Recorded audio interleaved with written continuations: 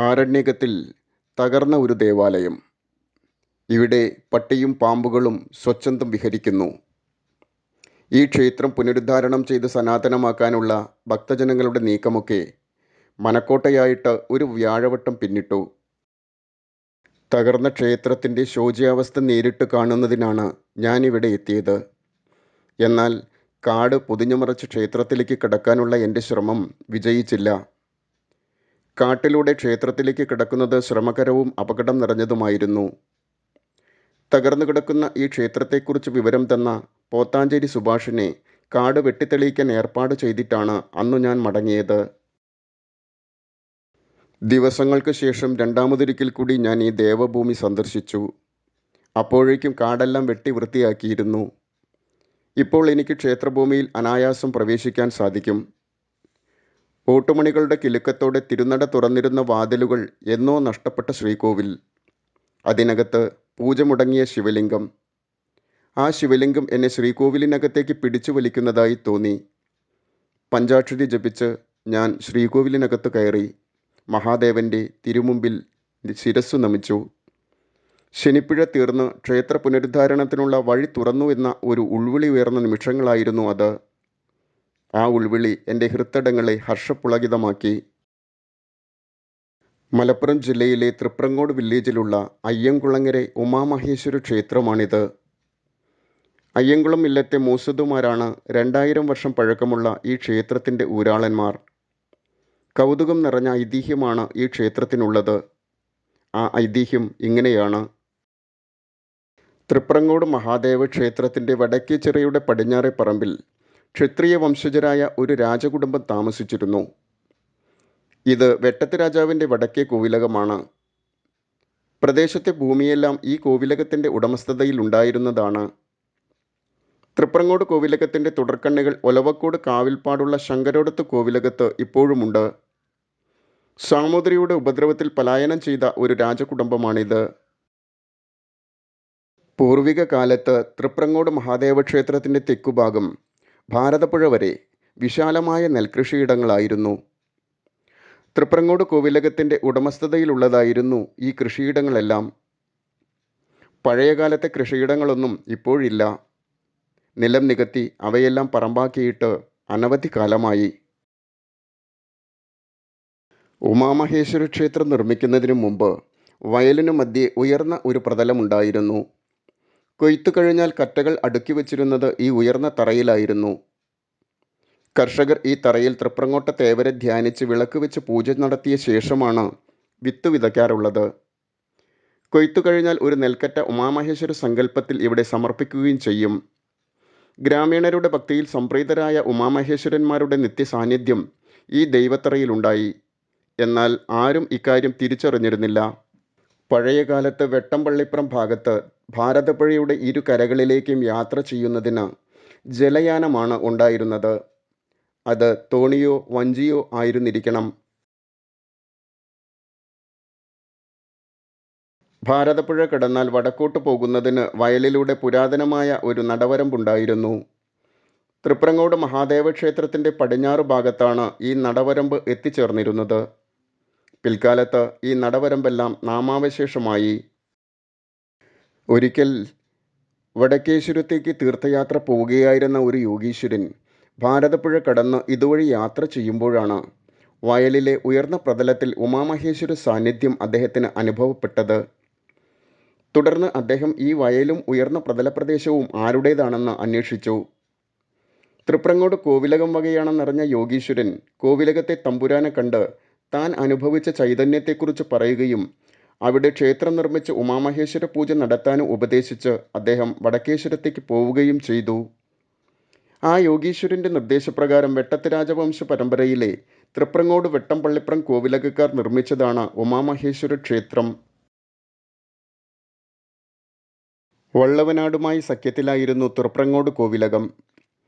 മാമാങ്കം നടത്താനുള്ള അധികാരം പിടിച്ചടക്കിയ സാമൂതിരി പിൽക്കാലത്ത് വെട്ടത്തനാട് ആക്രമിക്കുകയും വെട്ടത്ത് രാമവർമ്മ വലിയ രാജയെ വധിക്കുകയും ചെയ്തു. 1793 മെയ് മാസം 23, 24 തീയതികളിലായാണ് ശത്രുസൈന്യം വെട്ടത്തനാട് ആക്രമിച്ചത്. വെട്ടം പള്ളിപ്പുറത്ത് പണിക്കരുടെ സഹായത്തോടെ തൃപ്രങ്ങോട് കോവിലകം ശാഖ ഭാരതപ്പുഴ കടന്ന് തെക്കോട്ട് പലായനം ചെയ്തതും ഇതേ അവസരത്തിലാണ്. വെട്ടത്ത് നാട്ടിലെ ക്ഷേത്രങ്ങളെല്ലാം കോഴിക്കോട് സാമൂതിരി ബ്രിട്ടീഷുകാരിൽ നിന്നും പാട്ടത്തിനേറ്റെടുത്തത് വെട്ടത്ത് രാജവംശത്തെ നാട്ടിൽ നിന്നും ഉന്മൂലനം ചെയ്തതിൻ്റെ തുടർ പ്രക്രിയയായിരുന്നു. എന്നാൽ അയ്യംകുളങ്ങര ഉമാമഹേശ്വര ക്ഷേത്രവും അനുബന്ധ ഭൂമിയും സാമൂതിരി രാജാവ് അയ്യംകുളം ഇല്ലത്തെ മൂസദുമാർക്ക് കൈമാറി കൈവശം കൊടുക്കുകയും ചെയ്തു. നൂറ്റാണ്ടുകളോളം അയ്യംകുളം ഇല്ലത്തുകാർ ഉമാമഹേശ്വര ക്ഷേത്രം പരിപാലിച്ചുവെങ്കിലും പിന്നീടുണ്ടായ സാമ്പത്തിക ശക്തിക്ഷയം ക്ഷേത്രത്തെ ദോഷമായി ബാധിച്ചു. അങ്ങനെ പരിപാലനത്തിൻ്റെ വഴികളെല്ലാം അടഞ്ഞ് ക്ഷേത്രം കാടുമൂടിക്കിടന്നു. നമസ്കാര മണ്ഡപം തകർന്ന് തറ മാത്രം അവശേഷിച്ചു. മാറോട് മേഞ്ഞ ശ്രീകോവിലിനും കനത്ത നാശമാണ് സംഭവിച്ചത്. തകർക്കപ്പെട്ട ഒരു ക്ഷേത്രമാണ് ഇതെന്ന് പറയാനാവില്ല. പരിപാലനക്കുറവിനാൽ സംഭവിച്ച തകർച്ചയാണിത്. ശ്രീകോവിലിൻ്റെ ഭിത്തിയിൽ വളർന്ന പെരുമരത്തിൻ്റെ വേരുകൾ ക്ഷേത്രഭിത്തിയെ തകർത്ത് കളഞ്ഞിരിക്കുന്നു. അത് വെട്ടിമാറ്റിയ ശേഷം മഴ നനഞ്ഞ് ശ്രീകോവിൽ നിലംപൊത്താതിരിക്കാൻ മുകളിൽ ഇരുമ്പ് ഷീറ്റ് വിരിച്ചിരിക്കുകയാണ്. തിടപ്പള്ളിയും ചുറ്റമ്പലത്തിൽ തന്നെ ഉപപ്രതിഷ്ഠകളായി ഭഗവതിയും ഗണപതിയും ശാസ്താവുമൊക്കെ ഉണ്ടായിരുന്നു. ചുറ്റമ്പലവും തകർന്നിരിക്കുന്നു. അവശേഷിക്കുന്നത് ഇപ്പോൾ അതിൻ്റെ തറ മാത്രമാണ്. ശ്രീകോവിലിനകത്തെ നിർമ്മിതിയാണിത്. രുദ്രാക്ഷശിലയാണ് ശിവലിംഗത്തിൻ്റെ പ്രതിഷ്ഠ. ശിവലിംഗത്തിന് കാര്യമായ കേടുപാടുകളൊന്നും സംഭവിച്ചിട്ടില്ല. നൂറ്റാണ്ടുകളോളം മഹാദേവന് ശംഖാഭിഷേകം ചെയ്തിരുന്ന തീർത്ഥക്കിണറാണിത്. കേരളത്തിൽ നൂറുകണക്കിന് ക്ഷേത്രങ്ങൾ തകർന്ന് കാടുമൂടി കിടക്കുന്നുണ്ട്. അവയെല്ലാം പുനരുദ്ധാരണം ചെയ്യേണ്ടതുമുണ്ട്. ഐതിഹ്യവും ചരിത്രവും കെട്ടുപണഞ്ഞു കിടക്കുന്ന ഈ പുരാതന ക്ഷേത്രം പുനരുദ്ധാരണം ചെയ്യാനുള്ള സമയം സമാഗതമായെന്ന ചിന്തയും എനിക്കുണ്ടായി. അയ്യംകുളങ്ങര ഉമാമഹേശ്വര ക്ഷേത്രം വിട്ടുതരികയാണെങ്കിൽ ഏറ്റെടുത്ത് പുനരുദ്ധാരണം ചെയ്ത് സനാതനമാക്കാൻ ഉഗ്രനരസിംഹ ചാരിറ്റബിൾ ട്രസ്റ്റ് തയ്യാറായത് ശുഭസൂചനയായിട്ടാണ് എനിക്ക് തോന്നിയത്. അങ്ങനെ 2021 ആഗസ്റ്റ് 28 അയ്യങ്കുളം ഇല്ലത്തെ മുത്തശ്ശി സാവിത്രി മനേമ്മ ക്ഷേത്രഭൂമി പൂർണ്ണമായും ഉഗ്രനരസിംഹ ചാരിറ്റബിൾ ട്രസ്റ്റിന് കൈമാറി. ട്രസ്റ്റിൻ്റെ managing trustee Shri T മുരളീധരനാണ് ക്ഷേത്രഭൂമി കൈമാറ്റരേഖ ഏറ്റുവാങ്ങിയത്. അയ്യംകുളങ്ങര Umamaheshwara ക്ഷേത്രത്തിൻ്റെ ചരിത്രത്തിൽ പുതിയ അധ്യായം തുന്നിച്ചേർത്തുകൊണ്ടുള്ള പ്രവർത്തനങ്ങളാണ് ഈ ദേവഭൂമിയിൽ ദ്രുതഗതിയിൽ പിന്നീട് നടന്നുകൊണ്ടിരിക്കുന്നത്. ക്ഷേത്രഭൂമിയിലെ പുൽക്കാടുകൾ വേരോടെ പിഴുതെറിഞ്ഞു. ക്ഷേത്രം തന്ത്രി കൽപ്പുഴ തിരുമേനിയിൽ നിന്നും പുനരുദ്ധാരണത്തിനുള്ള അനുജ്ഞ വാങ്ങി. കൽപ്പുഴ തിരുമേനി തന്നെ ശ്രീകോവിലിൻ്റെ ഒരു ശില പിഴുതെടുത്ത് പുനരുദ്ധാരണത്തിന് തുടക്കമിട്ടു. കാണിപ്പയ്യൂർ കുട്ടൻ തിരുമേനിയെത്തി അളവുകൾ നോക്കി അംഗങ്ങൾ സ്ഥിരീകരിച്ചു. പിന്നെ പ്ലാൻ തയ്യാറാക്കി. ചുറ്റമ്പലത്തോടെ പൂർണ്ണ പുനരുദ്ധാരണം ചെയ്ത് നിത്യപൂജയോടെ ക്ഷേത്രത്തെ മാറ്റിയെടുക്കാനാണ് ഉഗ്രനരസിംഹ ചാരിറ്റബിൾ ട്രസ്റ്റിൻ്റെ ലക്ഷ്യം. ക്ഷേത്രം ശില്പി നടുവട്ടം ശശിയുടെ നേതൃത്വത്തിൽ ക്ഷേത്ര പുനരുദ്ധാരണ പ്രവർത്തനങ്ങൾ നടന്നുവരികയാണ്. ഗംഗാധര പണിക്കർ രക്ഷാധികാരിയായും തൃപ്രങ്ങോട് പരമേശ്വരമാരായ പ്രസിഡന്റും പോത്താഞ്ചേരി സുഭാഷ് സെക്രട്ടറിയുമായി ഉഗ്രനരസിംഹ ദേവസ്വത്തെ സഹായിക്കാൻ ഒരു ഉപദേശക സമിതിയും രൂപീകരിച്ചിട്ടുണ്ട്. എല്ലാവർക്കും നമസ്കാരം. ഞാൻ തുപ്പുണർക്കൽ ഗംഗാധര പണിക്കർ, തുപ്രങ്കോട് മഹാശിവക്ഷേത്ര കമ്മിറ്റിയുടെ പ്രസിഡന്റുമാണ്. എൻ്റെ വീട്ടിൻ്റെ ഒരു 2 വീടപ്പുറം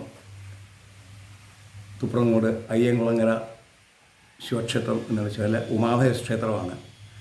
ഏകദേശം ഒരു 300 കൊല്ലങ്ങൾക്ക് കണ്ട് ജീർണോദ്ധാരണം കിടക്കുകയാണ്, കാടുമൂടി കിടക്കുകയാണ്. ഇപ്പോൾ ട്രസ്റ്റ് പറയണ്ടേ, ഇപ്പോൾ അത് ട്രസ്റ്റ് ഏറ്റെടുത്തിട്ടുണ്ട്. എന്ന് കഴിഞ്ഞാൽ ഉഗ്ര നരസിംഹസ്വാമി ക്ഷേത്രം ട്രസ്റ്റിക്ക് ഈ ക്ഷേത്രം വിട്ടുകൊടുത്തിട്ടുണ്ട്. ആ ക്ഷേത്രത്തിൻ്റെ എല്ലാ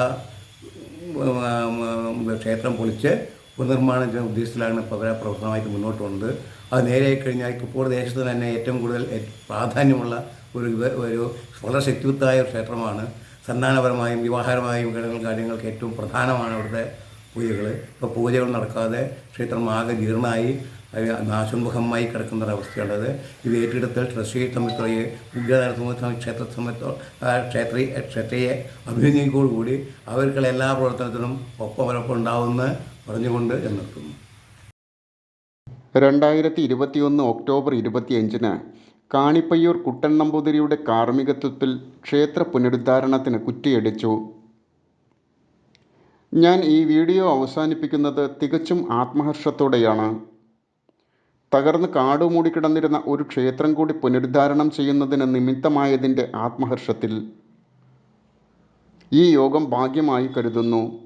ജന്മസുകൃതം, ജന്മപുണ്യം. നമസ്കാരം.